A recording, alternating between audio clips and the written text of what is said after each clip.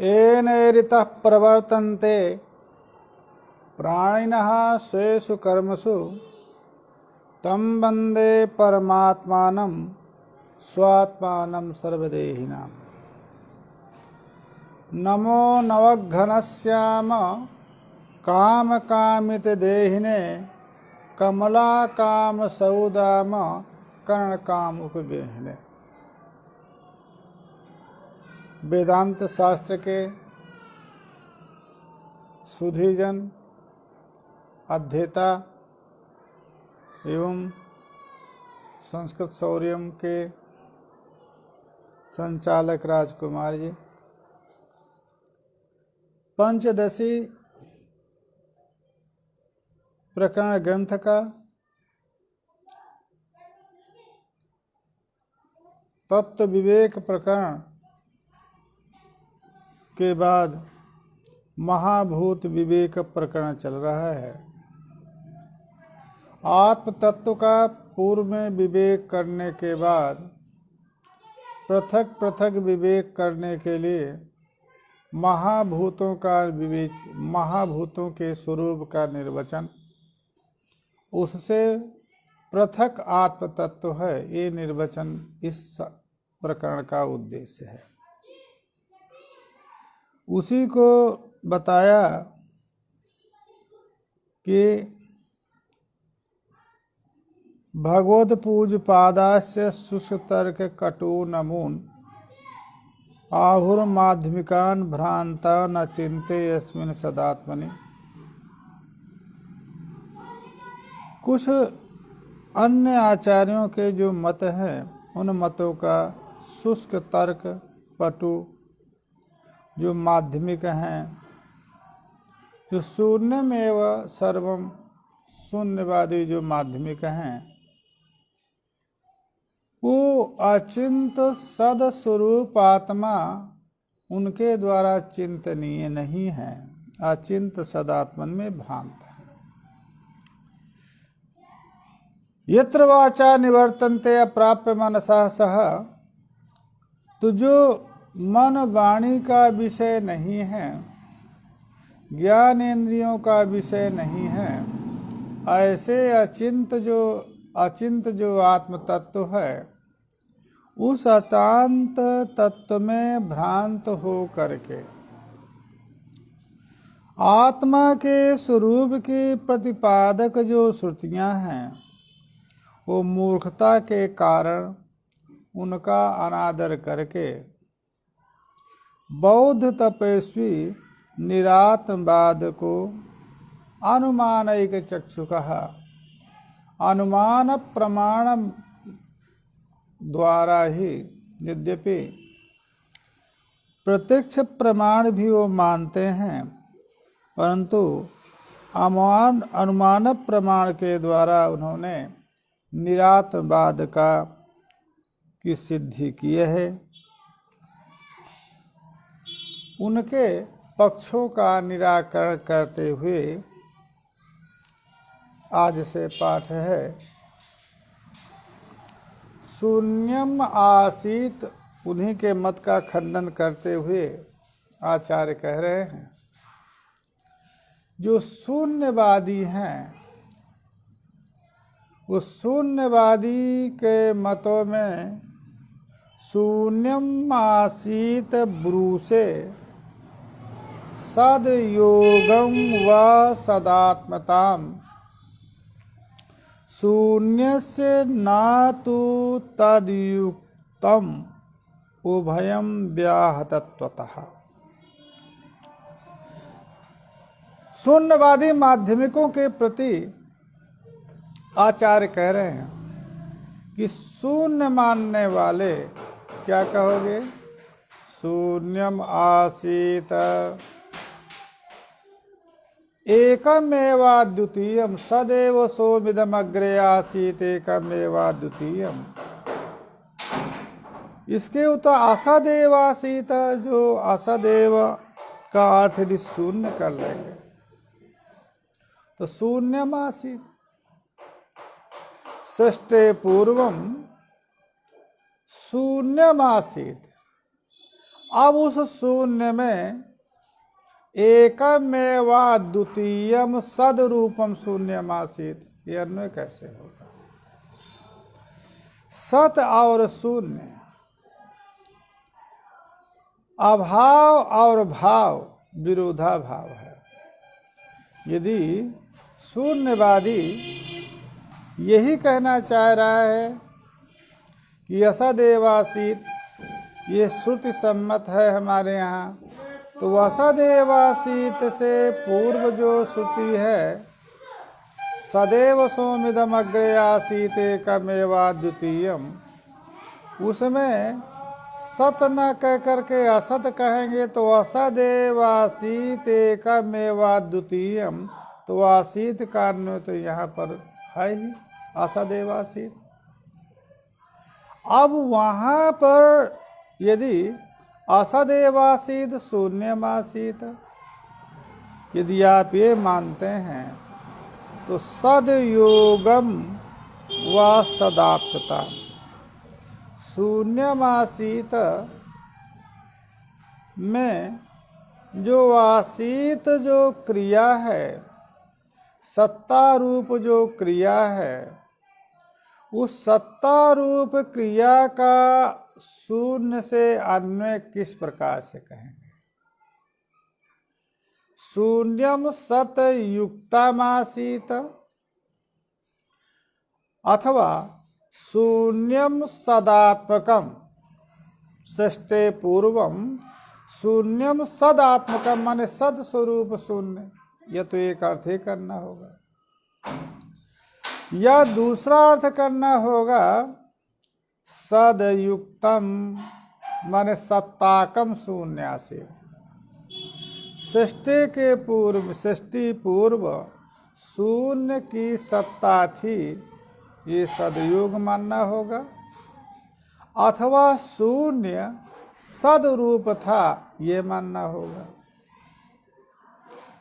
पहला, शून्यस्य न तु तदयुक्तम, शून्य जो है सतयुक्त नहीं हो सकता है, अभाव और भाव का परस्पर विरोध है।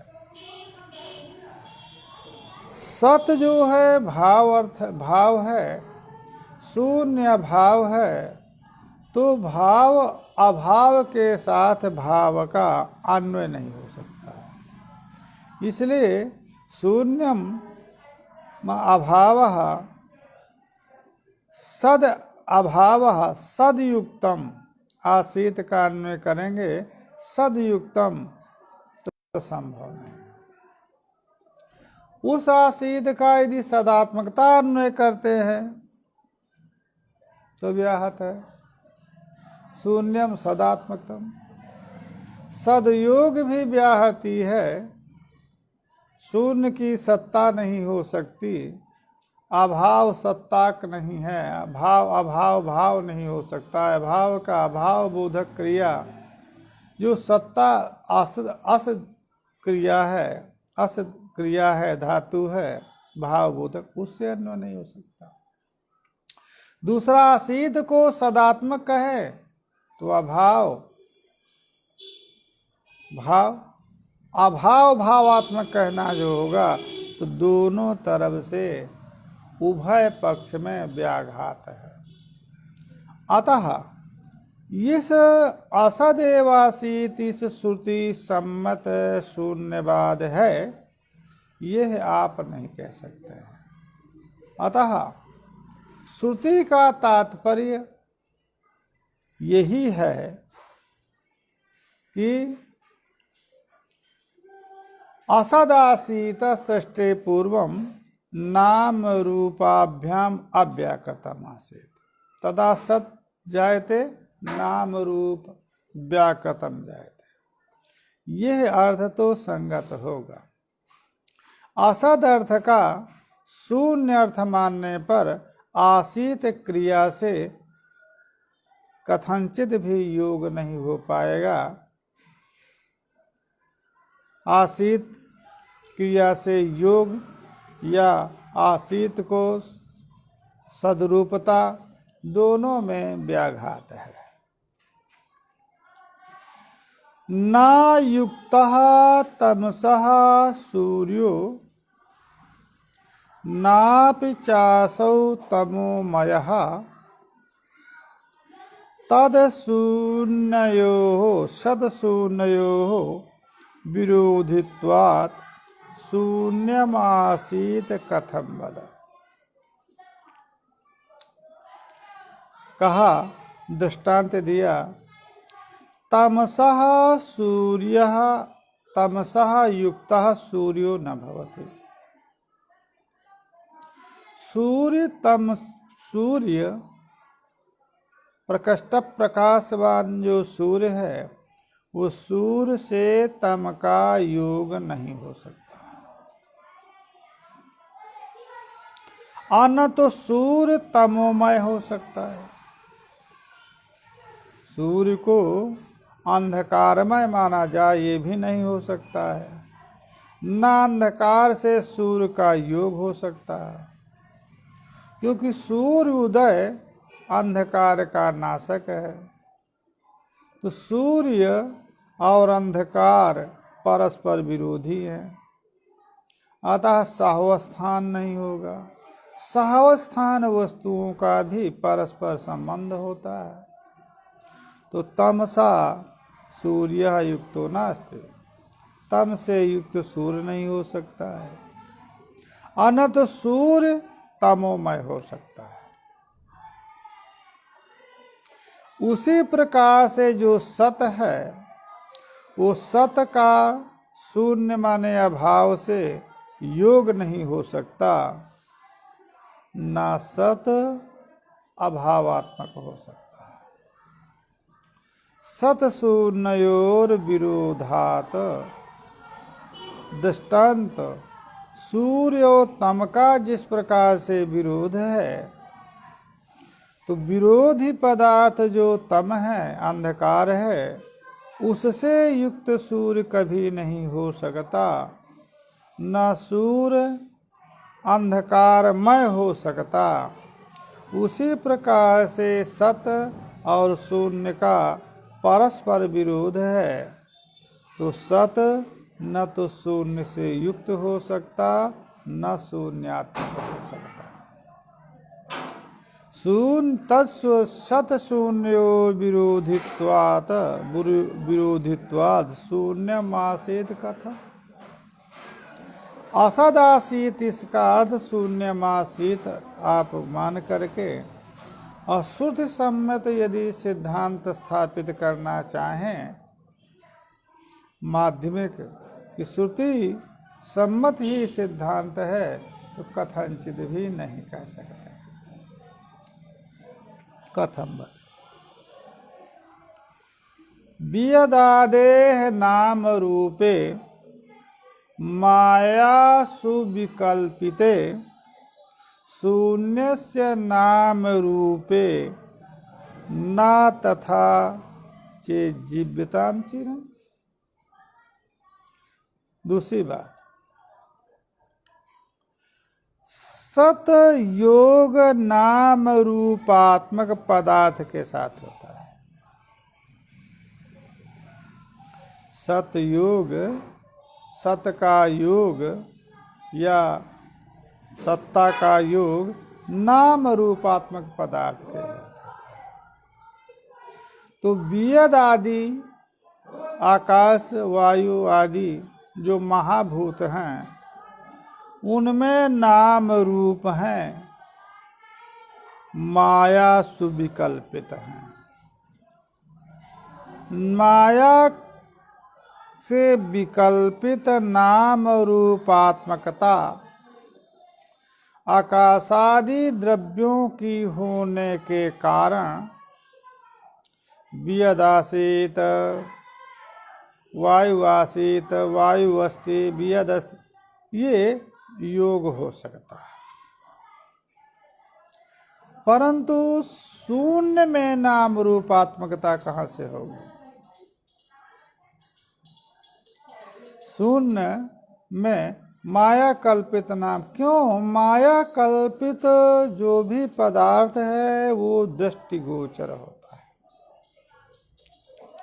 प्रातिभाषिक या व्यवहारिक उभय विध पदार्थ माया कल्पित हैं, परंतु उन माया कल्पित पदार्थों का परिज्ञान होता है। सुक्ति में जो रजत का परिभाषण होता है माया जन्य है, माया कल्पित है, उसकी प्रतीति होती है। स्वाप्निक पदार्थ माया परिकल्पित हैं, परंतु उनकी प्रतीति होती है। शून्य में नाम रूपात्मकता प्रतीत नहीं होती है, अतः वो माया कल्पित पदार्थ ही नहीं। क्यों? आत्म तत्व के अतिरिक्त अनादि में केवल अविद्या है, परंतु उसका नाश होता है। जीव ईश विशुद्धाचित जीव ईशयोर्भिदा अविद्या तच्चिता योग सदस्माकमनादय। जीव ईश्वर विशुद्धाचित, जीव ईश्वर का भेद, विशुद्ध चैतन्य, विशुद्ध चैतन्य से अविद्या का योग अविद्या, ये 6 अनादि पदार्थ हैं। इन 6 अनादि पदार्थों में अविद्या की निवृत्ति हो जाने पर शुद्ध चैतन्य मात्र अवशेष रहता है, क्योंकि इस चैतन्य में जीव ईश स्वरूप की परिकल्पना अविद्या माध्यमेन है। जब तक अविद्या विद्यमान है, अविद्या विद्यमान अवस्था में ही शुद्ध चैतन्य में जीवत्व ईश्वरत्व व्यवहार होता है, और चैतन्य में जीव और ईश का भेदक भी अविद्या है। अविद्या के रहने पर ही शुद्ध चैतन्य से अविद्या का संसर्ग रहता है। अविद्या की निवृत्ति 5 की निवृत्ति है, अतः जो भी आत्मा से अतिरिक्त जो भी पदार्थ है वो माया कल्पित है। यदि इसको भी माया कल्पित ही मान रहे हैं तो ठीक है, हमारे पक्ष में ही आई। तो ये तो हमारे ही सिद्धांत में, यदि आप ये कह रहे हैं कि कल्पित शून्य था सृष्टि के पूर्व में, कोई आपत्ति नहीं। अकल्पित शून्य को आप मानेंगे तभी हमारे सिद्धांत से कल्पित पदार्थों की हम व्यावृत्ति नहीं करते हैं। कल्पित पदार्थ अनेक हो सकते हैं। तात्विक पदार्थ, तत्वभूत पदार्थ आत्मा के अतिरिक्त कोई नहीं हो सकता। इस प्रकार से सृष्टि के पूर्व में यदि काल्पनिक आप शून्य को मानते हैं तो चिरम जीव्यतम, ठीक है, आशीर्वाद है हमारा, हमारे मत को ही आप कहना चाहते हैं। क्योंकि काल्पनिक सृष्टि के पूर्व में काल्पनिक क्या क्या है हमको कोई आपत्ति नहीं। मान लीजिए जो काल्पनिक मानना, शून्य को काल्पनिक मान रहे हैं, तम आसी तम को काल्पनिक मान रहे हैं, कोई भी अन्य काल्पनिक मानना चाहते हैं मानिए। तात्विक जो है सृष्टि के पूर्व में आत्म तत्व के अतिरिक्त मानने पर ही हमारा विरोध है। यदि आप शून्य को भी काल्पनिक मानते हैं, काल्पनिक पदार्थों के साथ, काल्पनिक पदार्थ 2 प्रकार के, व्यवहारिक और प्रातिभाषिक, इनके साथ यदि सत्ता का अन्वय हो सकता है तो शून्य काल्पनिक के साथ सत्ता का योग क्यों न हो जाए। कहा हाँ, इस प्रकार से यदि आप मानते हैं तो हमारे यहाँ कोई विरोध नहीं है। सतोपि नाम रूपे द्वे कल्पिते चेत तदा वद कुत्रेति निरधिष्ठानो न भ्रमः क्वचितिच्छते। सिद्धांततः नाम रूपात्मकता नाम रूप कल्पना सदातिरिक्त मिथ्याभूत पदार्थों की है।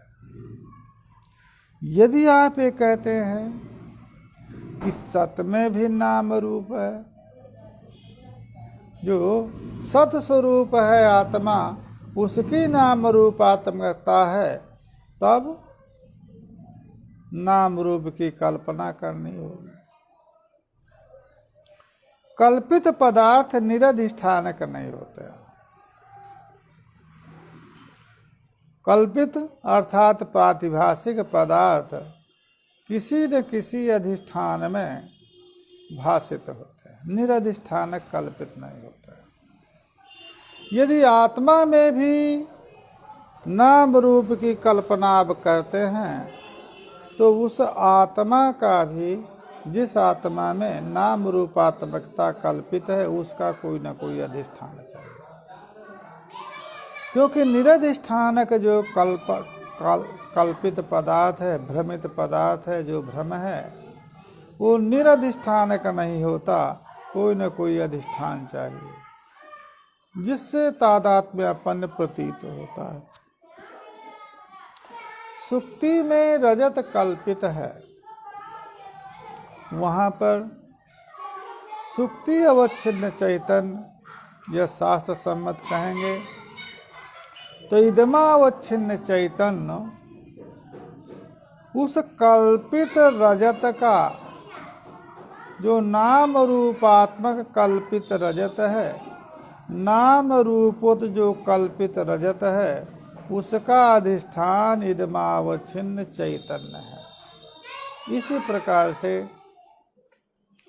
जो नाम रूपवत जो सर्प प्रतीति है, भ्रमात्मक सर्प प्रतीति है, उस भ्रमात्मक ज्ञान के विषय जो सर्प है, उसका कोई न कोई अधिष्ठान है। रज्जु अवच्छिन्न चैतन्य अधिष्ठान है। अधिष्ठान सर्वथा सिद्धांत में चैतन्य को, आत्मा को ही माना जाता है। प्रातिभाषिक पदार्थ स्थल में सावच्छिन्न चैतन्य अधिष्ठान होता है। व्यवहारिक पदार्थ स्थल में निरवच्छिन्न अधिष्ठान, निरुपाधिक अधिष्ठान कारण होता है। अधिष्ठान का लोक में व्यवहार आधार के रूप में होता है। आधार, अधिष्ठान, अधिकरण, इन पदार्थों को पर्यायतया लोक में प्रयोग होता है, परंतु व्याकरण शास्त्र में जो अधिष्ठान है, वो अधिष्ठान पारिभाषिक है, उसकी परिभाषा है। वो परिभाषा है भ्रमोपादान अज्ञान विषयत्वम अधिष्ठानत्वम। भ्रम का उपादान कारण जो अज्ञान, उस अज्ञान के विषय को अधिष्ठान कहा जाता है। दृष्टांत में आप जाएंगे तो देखेंगे, सुक्ति रजत ये भ्रम है। उस सुक्ति रजत भ्रम का उपादान कारण क्या है? सुक्ति विषय का ज्ञान। उस सुक्ति विषय का ज्ञान का जो विषय सुक्ति, वो अधिष्ठान है। तो जो अधिष्ठान होता है जिस भ्रमात्मक वस्तु का, तत्तादात्म्येन रजत की प्रतीति होने के कारण ही उसको आधारत्वेन लोक में व्यवहार कर देते हैं। जिस प्रकार से भूतल घट का आधार है, अधिष्ठान नहीं है, परंतु घट की प्रतीति भूतलावच्छेदेन होती है तो भूतलाधार कहलाता है। उसी प्रकार से सुक्ति रजत का अधिष्ठान है, वो परिभाषित अधिष्ठान है, भ्रमोपादान अज्ञान विषय रूप परिभाषित अधिष्ठान है। परंतु उस सुक्ति तादात्म्येन रजत की प्रतीति होने के कारण आधारत्वेन व्यवहार मान करके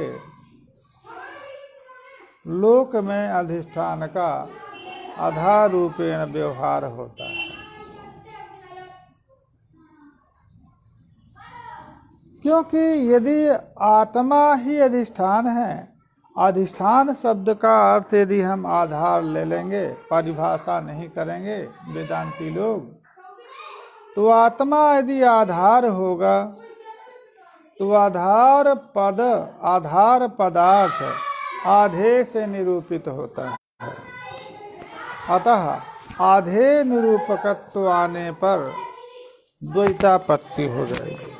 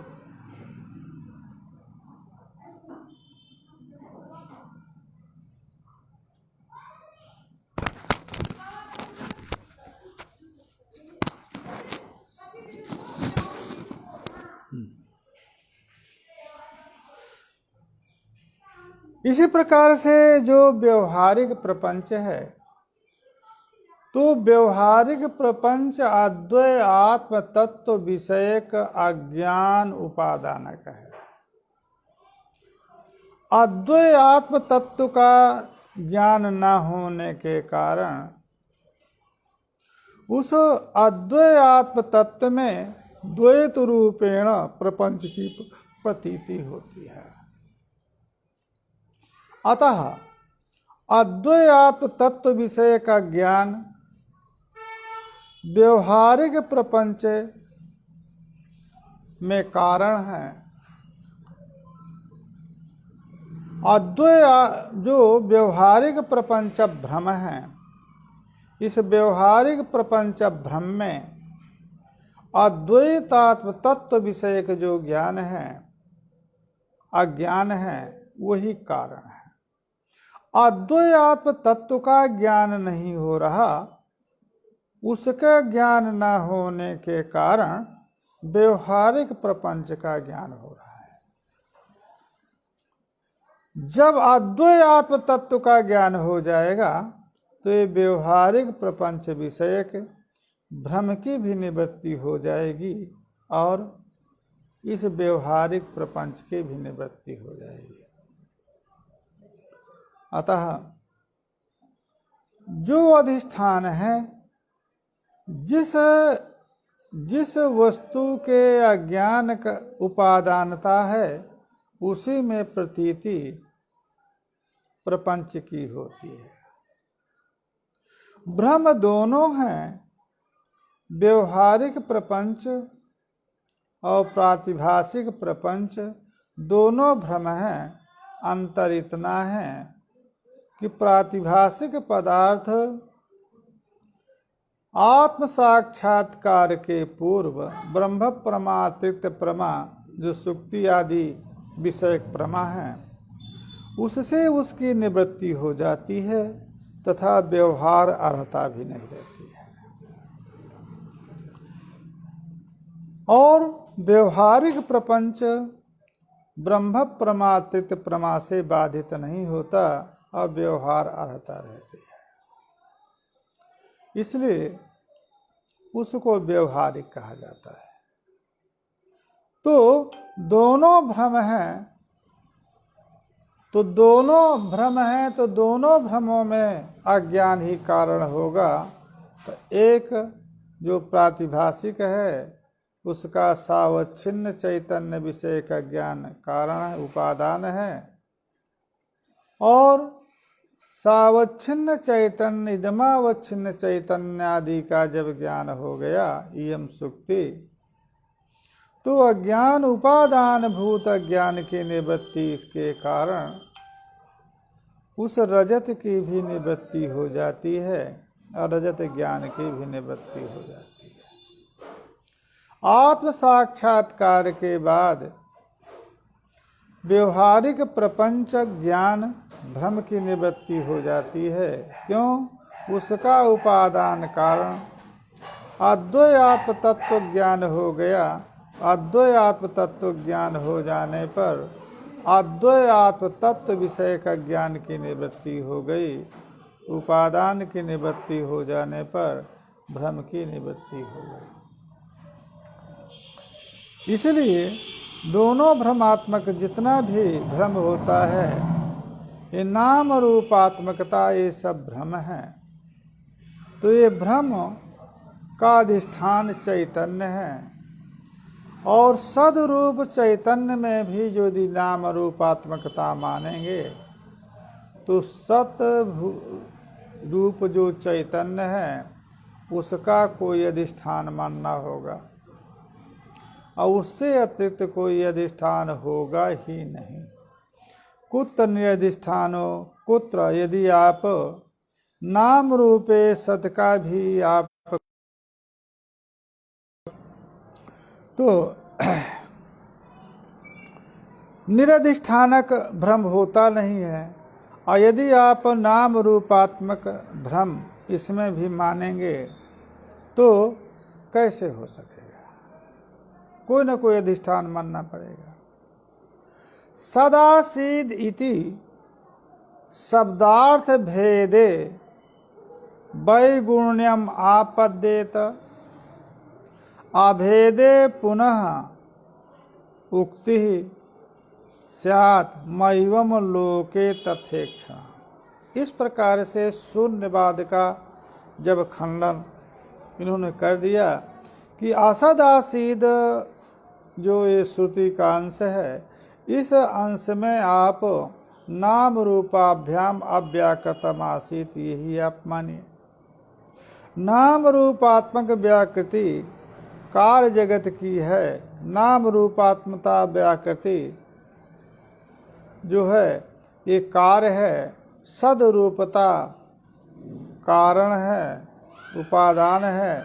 ये निरूपण करने के बाद उसमें जो आक्षेप था उस आक्षेप का भी समाधान कर दिया कि सद में नाम रूपात्मकता नहीं माने। यदि सद में ही नाम रूपात्मकता मान लें तो असद आसीत इसका अर्थ नाम रूपाभ्याम अव्याकृतम आसीत नहीं हो सकता है, क्योंकि तो इसलिए सद में नाम रूपात्मकता नहीं है।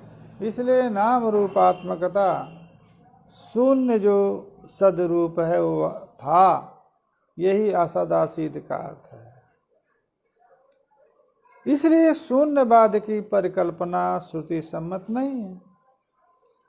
अब दूसरी बात यह आ रही है कि तो फिर सदासीत, सदैव सोमिदम अग्रे आसीत, सदैव माने सदासीत।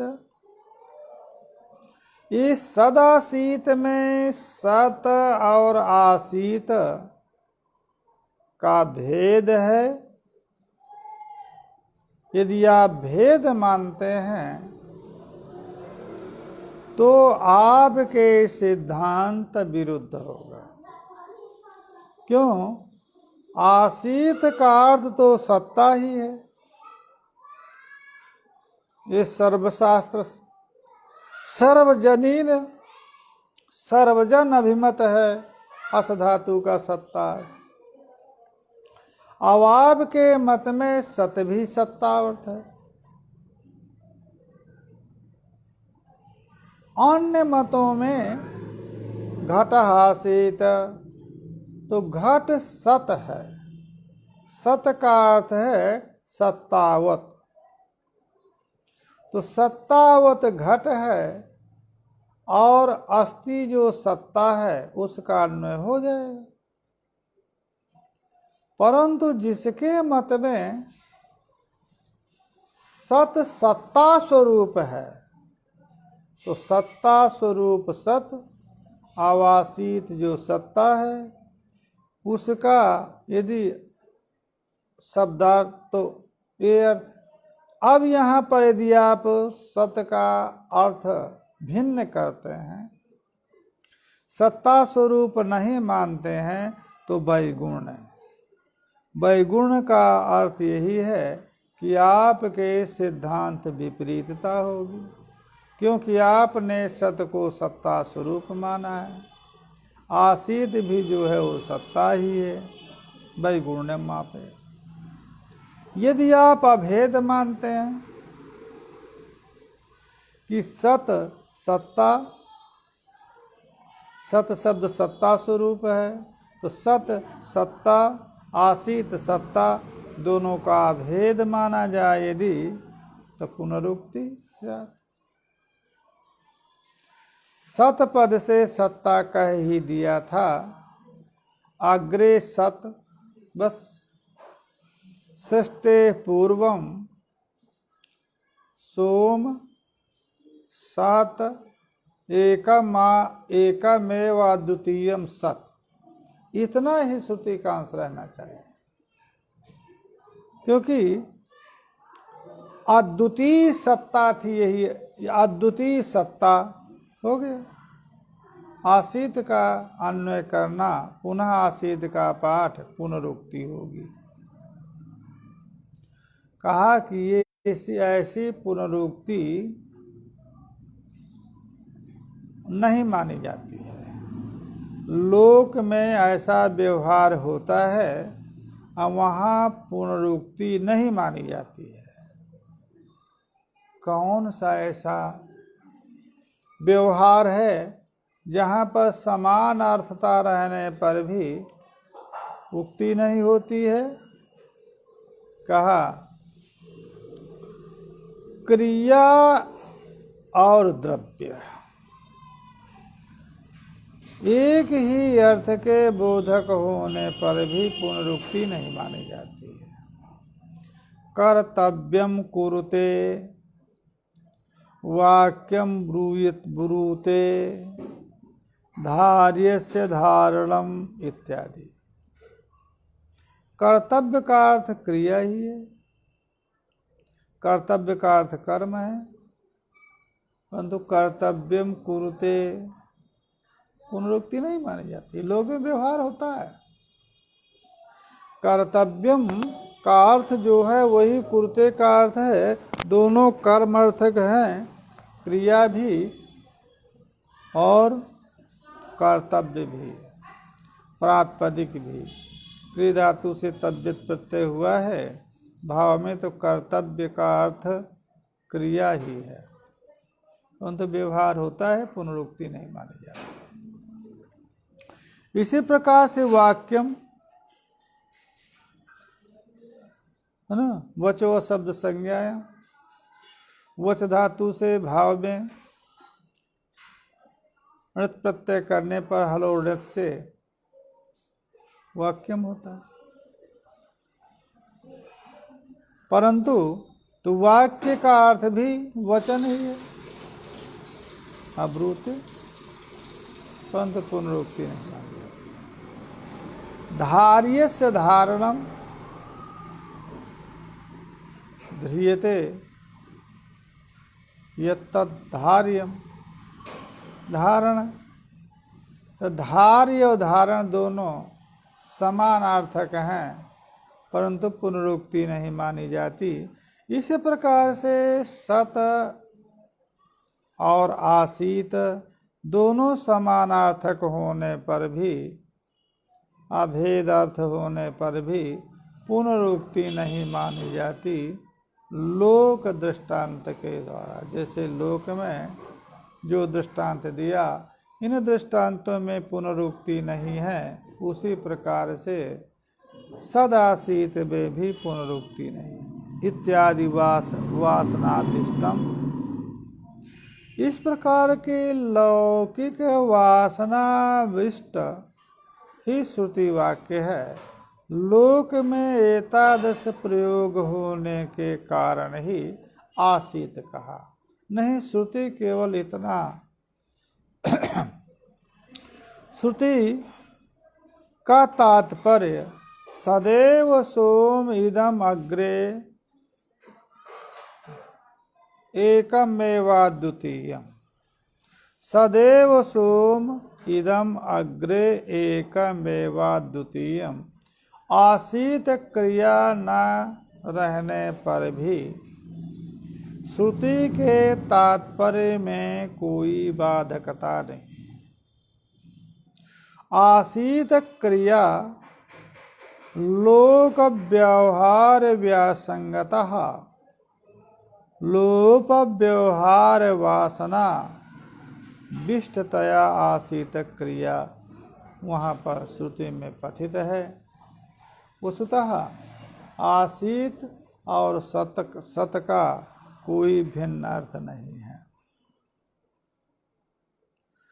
पुनः प्रश्न ये है कि जो आपके यहाँ सत है, वो सत को आप त्रिकालाबाध कहते हैं, तो आसीत जो भूतकालीन क्रिया है, भूतकालीन सत्ता, ये भूत भविष्यत वर्तमानता जो त्रैकालिक पदार्थ नहीं है, उन्हीं में अन्वित होती है। सतस्वरूप आत्मा वेदांत दर्शन में त्रिकालाबाध्य स्वरूप है, तो आसीत का अन्वय कैसे होगा, यह प्रश्न है। काला भावे पुरा इति उक्ति ही काल वासनया इति उक्तम्। शिष्यं प्रत्येव तेनत्र द्वितीयम नहीं संकते। कहा देखिए, यह जो शंका है कि पूरा ये काल है, पूरा आसीत, केवल कहना चाहिए सदासीत, माने यदि अभेद भी मानते हैं तो सत शब्द का और आसीत क्रिया का केवल सत्ता मात्र अर्थ है, तो पूरा आसीत काल व्यवच्छेद कैसे हुआ? क्योंकि जो आपके यहाँ सत्स्वरूप आत्मा है वो त्रिकालाबाध सत्ता का है। तो पूरा इत्युक्ति कहा काल वासना, काल वासना से, लोक में काल वासना से, लौकिक काल वासना से। कहे काल वासना कहाँ से आ गई? शिष्यम प्रत्येव, जो जिज्ञासु शिष्य है, जो ये जानना चाहता है इस सृष्टि के पूर्व में क्या था, ये शिष्य जिसको ये परिज्ञान नहीं है कि सत्स्वरूप आत्मा त्रिकालाबाध्य है, सभी काल में है, उसका प्रश्न है जिज्ञासु का, हे गुरु हो सृष्टे पूर्वम किम आसीत, ये उसका प्रश्न है। उस प्रश्न के उत्तर में यदि आचार्य कहेगा तो उसी प्रश्नानुकूल उत्तर कहेगा, तो पूरा सृष्टि, पूरा प्राग एकमेवा द्वितीयम सत आसीत, तभी उसको उसके प्रश्न की संगति और प्रश्न का समाधान हो सकता है। तो काल वासना शिष्य उपदेशार्थ काल वासना वासित होकर के पूरा आसीत, यह प्रयोग है। शिष्यम प्रत्येव तेनत्र द्वितीयम न संकत है। इसलिए आप यहाँ पर कोई दूसरा आशंका कि आत्मा काल विवच्छिन्न है, और काल विवच्छिन्न जो वस्तु होती है वो नित्य नहीं होती है। नित्यत्व का अर्थ ही है आपका कालानवच्छिन्नत्व। वही कालानवच्छिन्नत्व, यह आपका नित्यत्व है।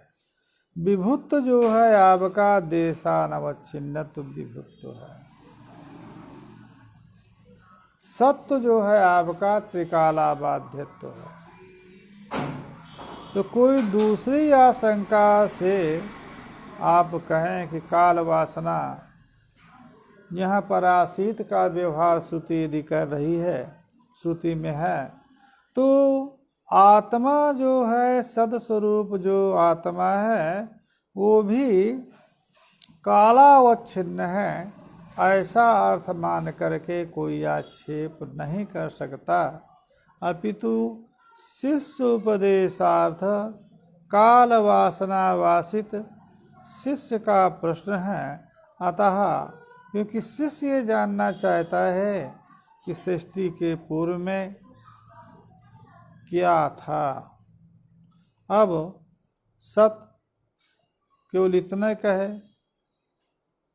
उतने से अर्थ नहीं है। सृष्टि पूरा, उसको भी कहना पड़ेगा आचार्य को। तो सृष्टि प्राग एकम अद्वितीयम सदासीत, इस वाक्य के द्वारा ही शिष्य की जिज्ञासा की शांति होगी। अतः श्रुते जिज्ञासा उपशमनार्थ श्रुति में पूरा शब्द का अग्र शब्द का प्रयोग है। चोद्यम वा परिहारो वा क्रियताम द्वैत भाषया अद्वैत भाषया चोद्यम नास्ति नापि तदुत्तरम। च्युत धातु प्रश्नार्थ में है, परिपक्षार्थ में भी है, प्रेरणार्थ में है। अतः चोद्य माने पृष्ठव्य, प्रश्न, और परिहार और उत्तर। परिहार का अर्थ है उत्तर। तो जब भी कोई प्रश्न होगा और उस प्रश्न का समाधान होगा तो द्वैत भावना, द्वैत भावना में ही जब तक द्वैत है तभी तक ही प्रश्न और प्रश्न और समाधान की स्थिति है। क्यों? अद्वैत स्थिति में तो न तो कोई प्रश्न है न तो कोई उत्तर है। यत् द्वैतम यु भवति तद इतरा इतरम पश्यति। जब तक द्वैत रहता है, ज्ञाता ज्ञान और ज्ञेय क्या जब तक भेद रहता है तभी तक प्रमाण व्यवस्था, प्रश्न जिज्ञासा उत्तर समाधान आदि व्यवस्था चलती है। तो जब प्रश्न है और उसका समाधान है, इससे ये मालूम होता है कि द्वैत है, द्वैत भावना है। क्यों? अद्वैत भाषया, अद्वैत भाषा से। अद्वैत भाषा में तो न तो कोई चोद्य होता है, न कोई प्रश्न होता है, न उत्तर होता है। यस सर्वम आत्मैवा भूत तत्केन कम बीजानीयात। जब अद्वैत रूपता हो जाती है तो ज्ञाता ज्ञान ज्ञेय का परिहार हो जाता है। अतः प्रश्न और उत्तर जो भी एक ग्रंथ हैं जो चल रहे हैं, पढ़ाए जा रहे हैं, लिखे जा रहे हैं, ये अद्वैत के साधक ज्ञान जो ग्रंथ हैं, अद्वैत के निश्चयात्मक जो ग्रंथ हैं, ये द्वैत बुद्धि द्वारा ही ज्ञाता ज्ञान ज्ञेय स्वरूप निर्धारण पुरस्सर अद्वैत तत्व के प्रतिपादक हैं। अद्वैत रूपता में न तो कोई प्रतिपादक होता, न कोई प्रतिपाद्य होता है। भगवत्पाद शंकराचार्य अध्यास को सकल व्यवहार का मूलक बताते हुए वहीं पर प्रतिपादन उन्होंने किया कि अविद्यावत प्रमाणानि शास्त्राणि च। अविद्या अध्यास, अध्यास मूलक ही प्रमाण है और अध्यास मूलक ही शास्त्र है। अध्यास अविद्या जन्य होने के कारण अध्यास को अविद्या कहा जाता है। अतः जब तक अध्यास है, द्वैत बुद्धि है, तभी तक प्रमाण प्रमेय व्यवस्था है, तभी तक जिज्ञासा और समाधान है। जब अद्वैत आत्म साक्षात्कार हो जाने पर अविद्या की ही निवृत्ति हो गई, उस समय पर न कोई प्रश्न है, न कोई समाधान है। नापि उत्तरम तदा तदास्तिमित गंभीरम न तेजो न तमस्ततम अनाख्याय मनभिव्यक्तम सत किंचित अवशिष्यते। स्मितम तदा, जिस समय पर अद्वैत बुद्धि हो जाती है उस स्मितम निश्चलम गंभीरम दुरवग्राहम मनसा विषयी कर्तुमशक्यम न तेजः स्मित गंभीरम न तेजः न तमः ततम अनाख्येयम अनभिव्यक्तम सत किंचित अवशिष्यते।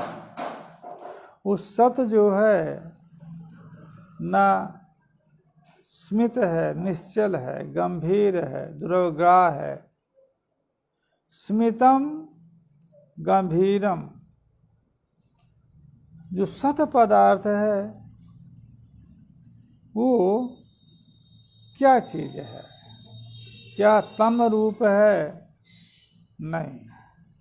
तो क्या तेज रूप है? क्या नहीं। जो दृष्ट तेज है तद रूप नहीं। स्वयं से प्रकाश रूप है, परंतु जो तेज आप देख रहे हैं, अग्नि सूर्यादि रूप में जो तेज देख रहे हैं तद रूप नहीं है, क्योंकि ये जन्य है, अतः तेज भी नहीं।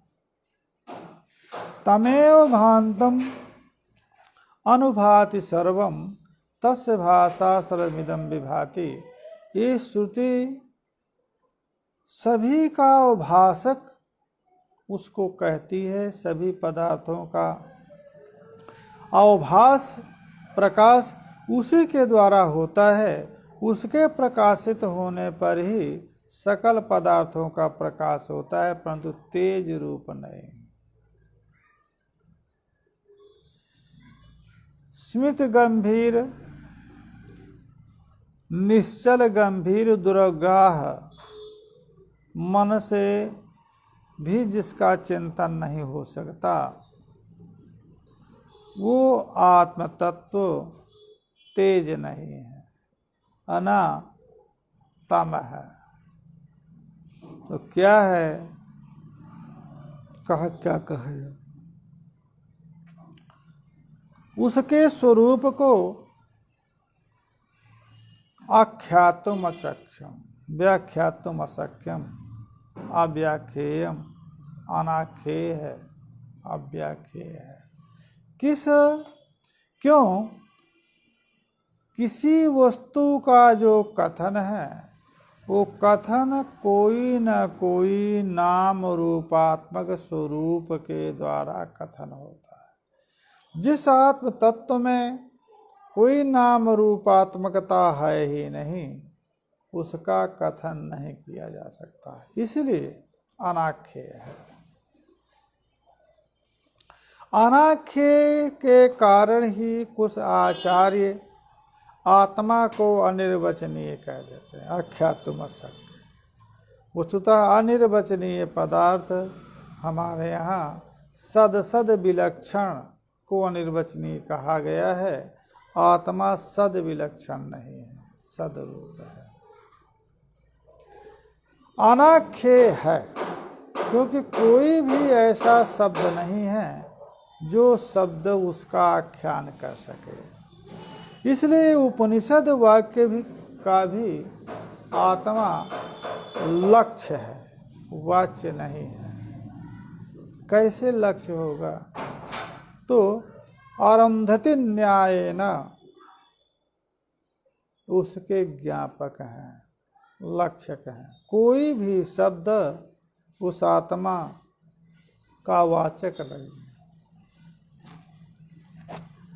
और वो लक्ष्य भी कैसे होता है कि संपूर्ण प्रकरणानुगत तात्पर्य से वो बोधित होता है, तात्पर्यानुपत्या लक्षणा होती है। कोई एक वाक्य या एक शब्द आत्मा का लक्षक भी नहीं माना जाता है,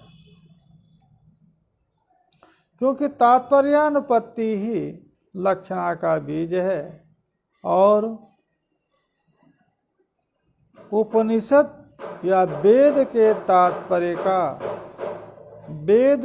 तात्पर्य का अवधारण षड्विध लिंगों के द्वारा होता है।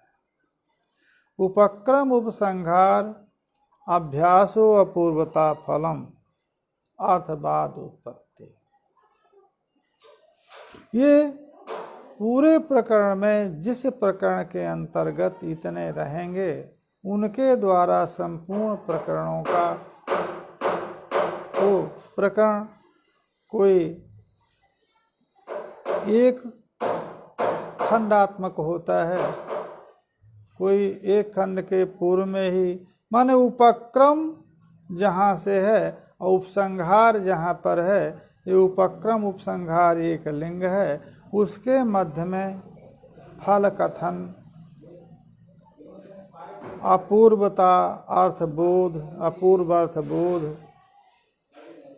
अर्थवाद और उपपत्ति, ये सभी अंश उतने में होंगे जितने में उतना जो है वो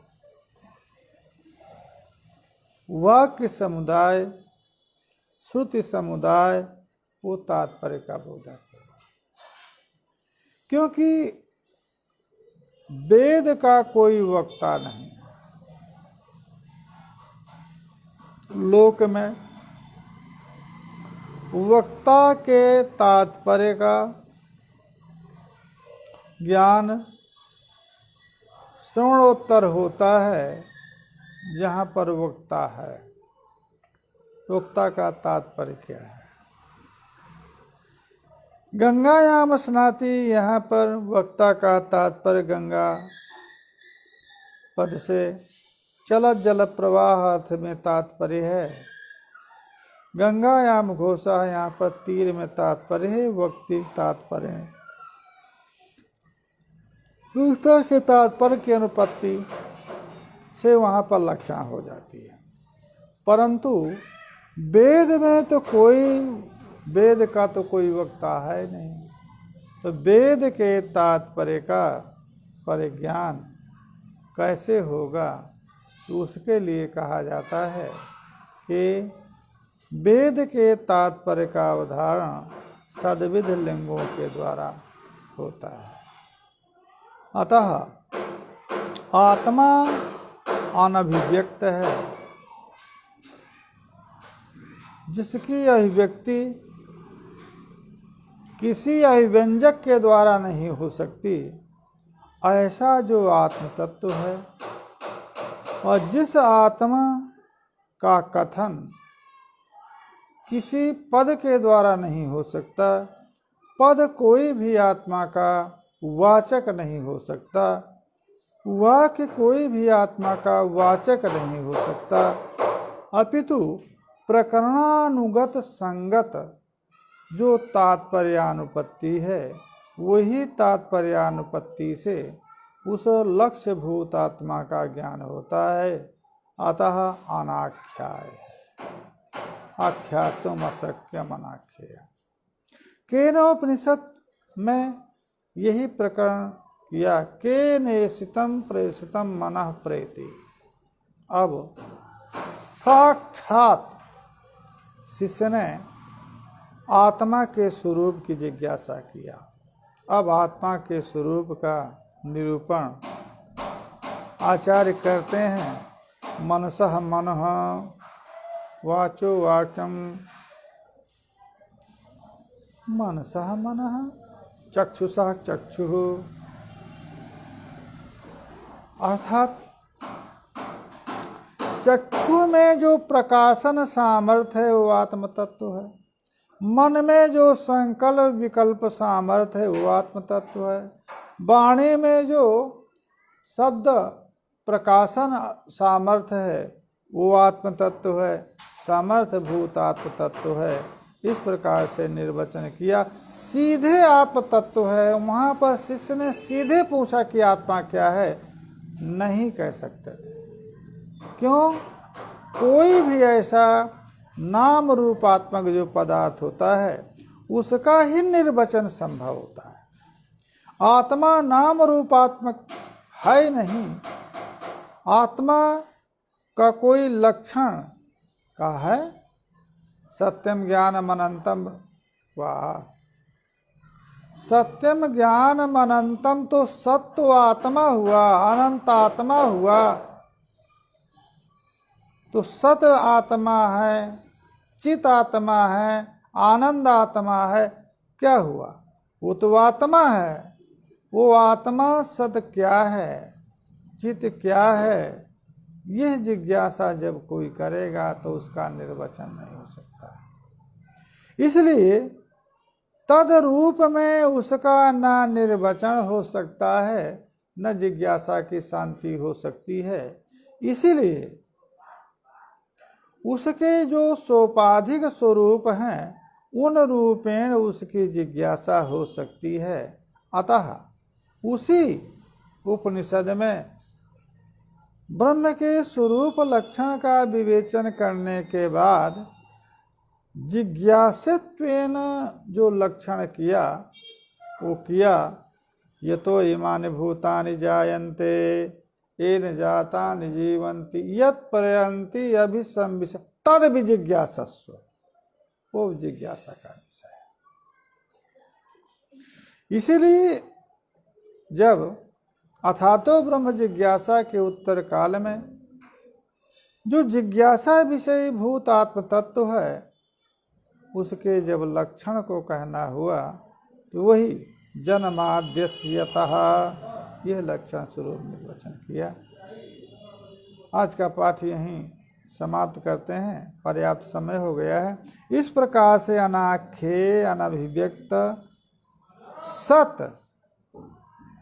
वही सत अवशिष्ट होता है जो अनाख्याय है, जो जिसका आख्यान नहीं किया जा सकता और जो किसी अभिव्यंजक से अभिव्यक्त नहीं हो सकता है। प्रकाशादि अभिव्यंजक हैं, जैसे अंधकार में रखी हुई वस्तुओं का प्रकाश अभिव्यंजक होता है, नेत्रादि रूपादि विषयों के अभिव्यंजक होते हैं, तादृश कोई आत्मा का अभिव्यंजक नहीं है, अतः अनभिव्यक्त है। अनभिव्यक्त जो सत है वो कोई है, इतना ही निरूपण करके और पूरे सिद्धांत में प्रतिपादन करना है। हरि ओम तत्सत, हरि ओम तत्सत।